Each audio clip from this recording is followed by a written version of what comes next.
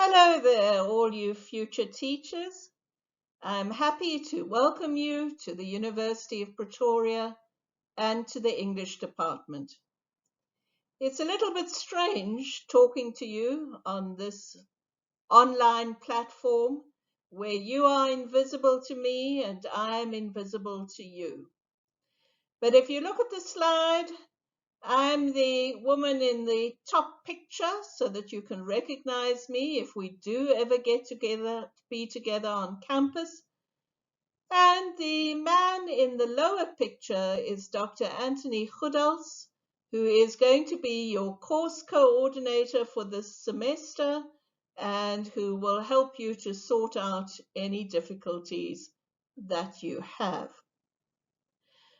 I'm always happy to have future teachers in my department.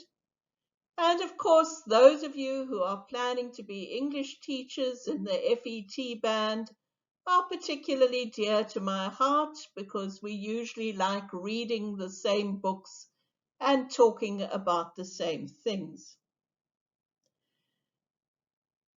I want today, though, to start by talking to those of you who don't want to be English teachers.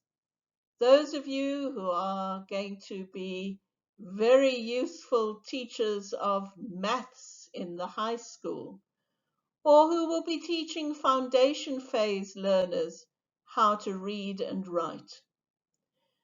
And the reason I want to talk to you is because sometimes when you're doing your compulsory English modules, you may find yourself thinking, why do I have to do this? Why do I have to know about poetry?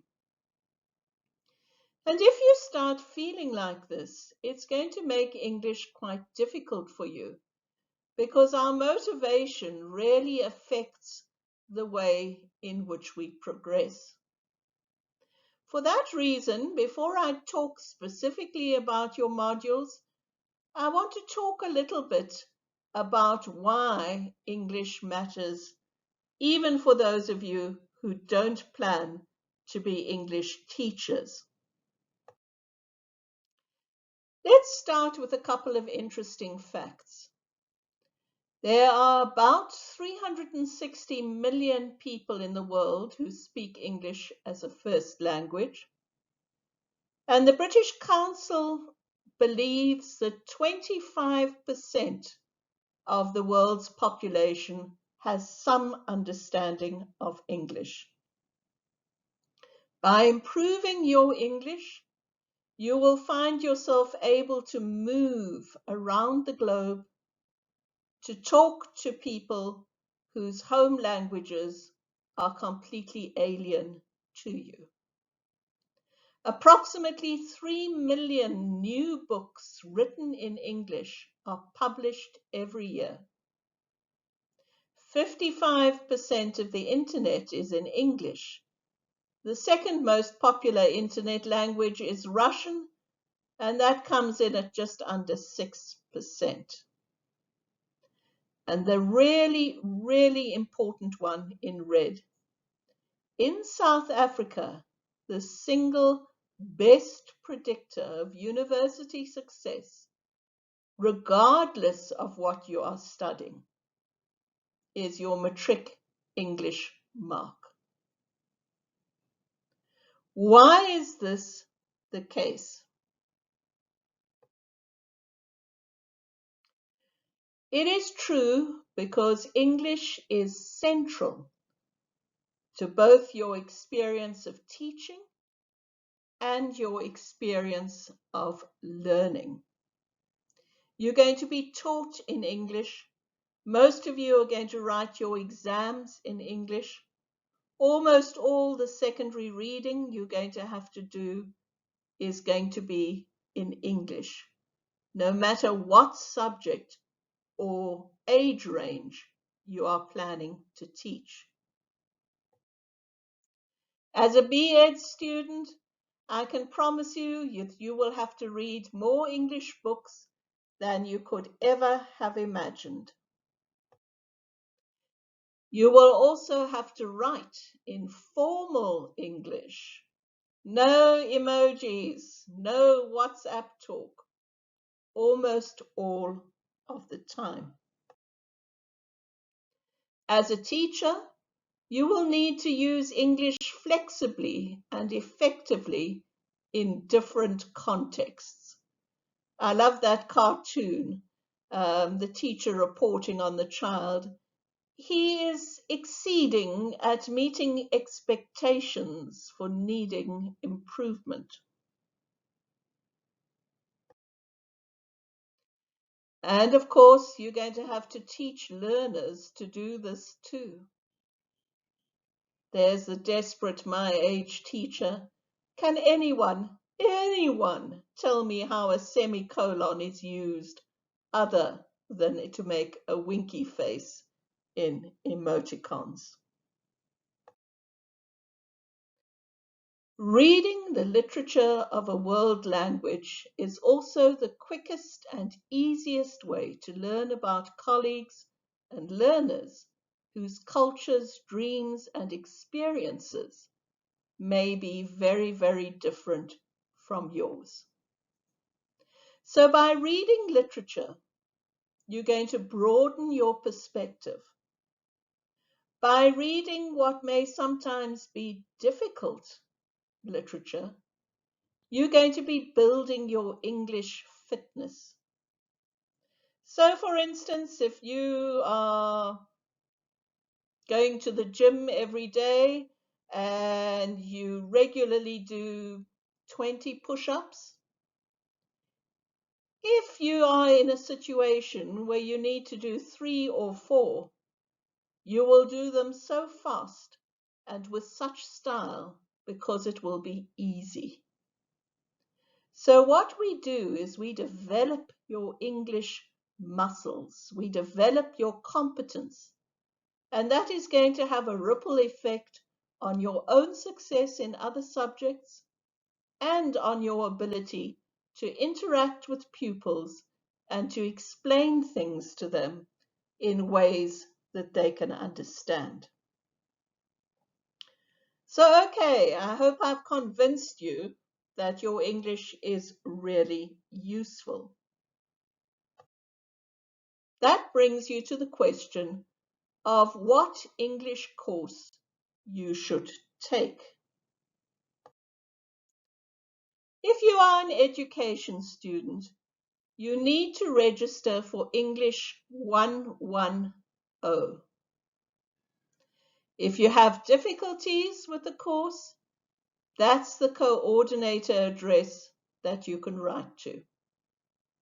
English 110 is taught in the first semester, examined in July, and it focuses on English literature written before 1900. So it's good for improving the formal English that will be used in your textbooks.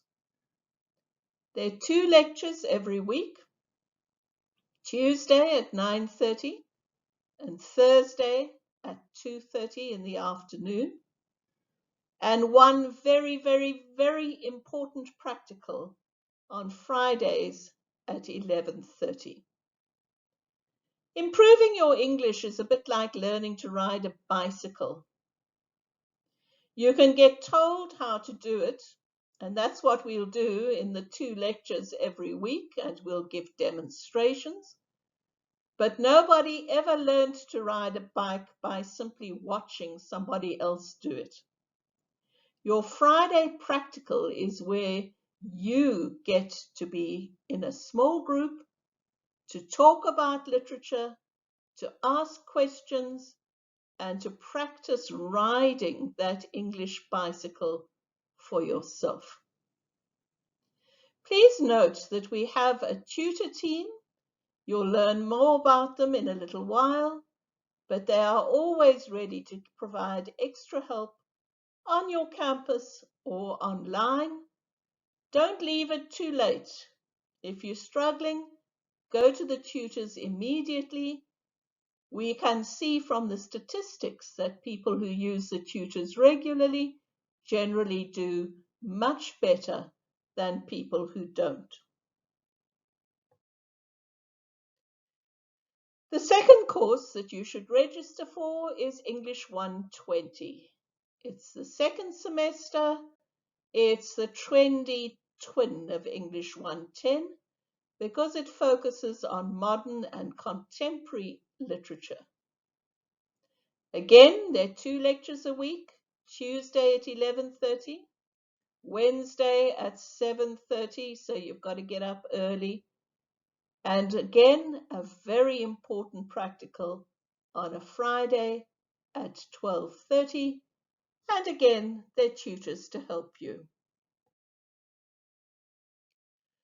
I've been giving lecture times, but because of the pandemic, your classes will for the moment be recorded and posted online until it is safe for all of us to return to campus.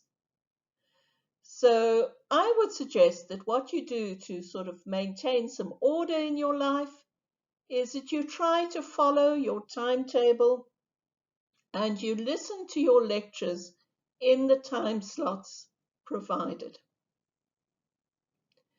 The Friday practicals are a little bit different because they are live streamed, which means that they will also take a little bit of data.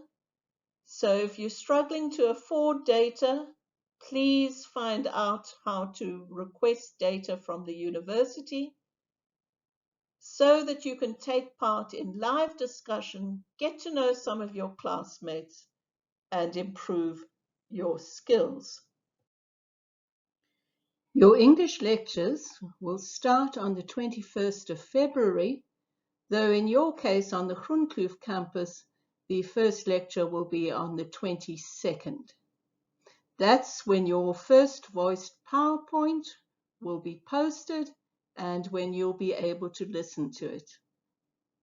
Please do try to keep up with the listening. Try to follow your timetable so that you don't fall too far behind. And it is very, very important to read your books, listen to the lectures, maybe more than once, and to do your weekly worksheets every single week. They've been carefully designed to teach you the skills that you need in order to pass the course.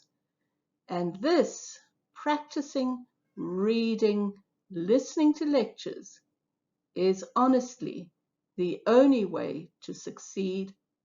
And if you do that, it's an easy way to succeed.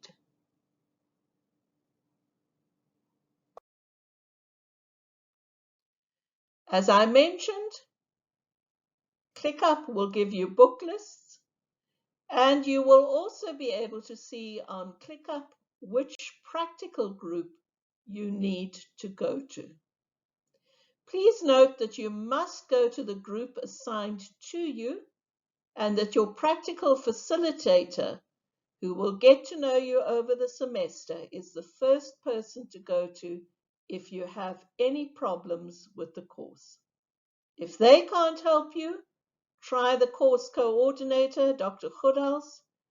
In the unlikely event that he doesn't help you either, then and then only you can come to me. We're going to start with poetry. I'm going to be teaching you.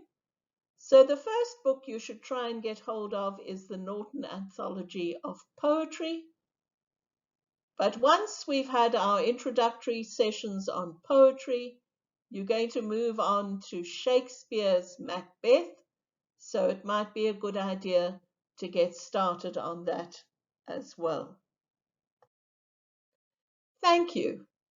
We really look forward to helping you become a more successful student and a more successful teacher. See you online soon, and a little while later, I hope certainly at some stage this year, to meet you all in person on the lovely Groenkloof campus. Bye for now.